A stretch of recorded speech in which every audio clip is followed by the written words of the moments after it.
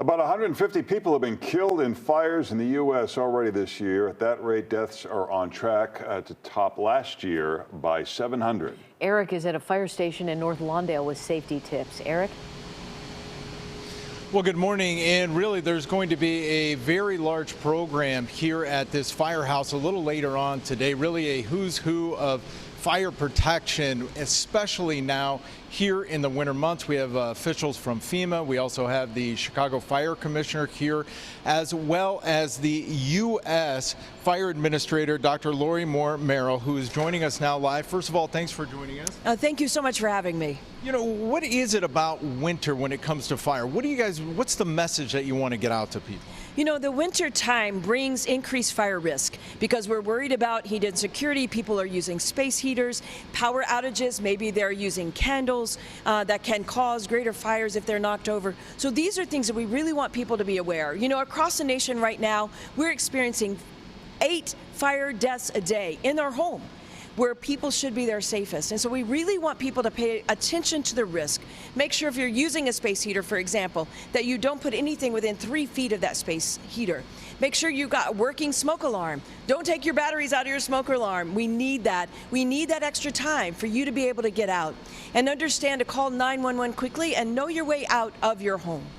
We know this all very too well. We just had a 5-year-old that died last month in a house fire, of course, in South Bend, Indiana. We had 5 children die there. What is it about the winter, though, that makes these fires seem more deadly than other times of the year? You know, again, it is around not recognizing the risk, I think. It is also a time when we are experiencing extreme cold. It is a time when we are often staying inside.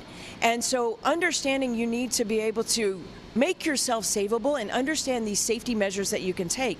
Also, with just like today in Chicago, we've got streets that are icy. Well, if you're having trouble traveling, so are our first responders. And so as they're making their way to you, they need to be safer, obviously.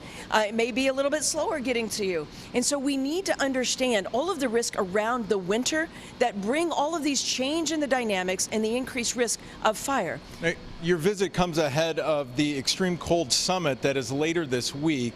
What are you going to be talking about there? And again, what are you hoping to accomplish with that?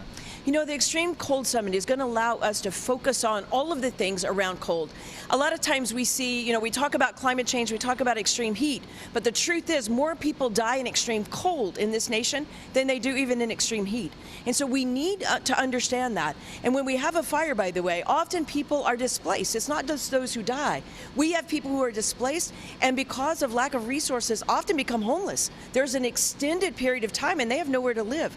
And so it increases often in many cities our homeless population. Now in winter, they are going to be cold again, right? So we have this increased risk of people dying in extreme cold. So we all need to recognize the risk and engage not only the fire service, but everyone to be able to be fire safe and winter ready. All right, we're going to hear a lot more from you later on today. They're going to have a press conference here with a ton of officials to talk not only about the extreme cold, but also fire prevention, especially here in the winter months. We will have an update for you on the WGN Midday News. For now, we are live in North Lawndale. I'm Eric Rung, WGN News.